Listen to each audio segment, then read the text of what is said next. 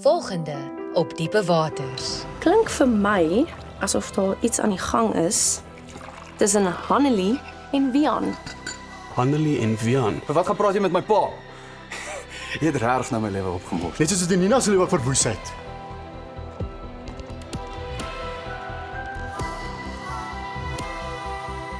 Wat gaan aan?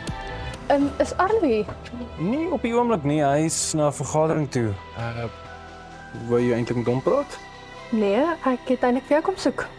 Carla. Ja. Wat doen julle later? Jy kan maar gaan uitvind. Hierdie ding tussen ons.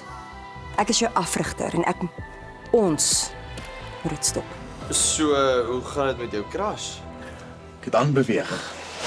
Want soos jy gesê het, sy is my coach. Wat gaan aan met jou vandag? Jy's kort van draad en jou kop is op 'n heeltemal ander plek. Wat gaan met jou? Sam, so 'n goeie ou. Hy's selfversekerd, oulik.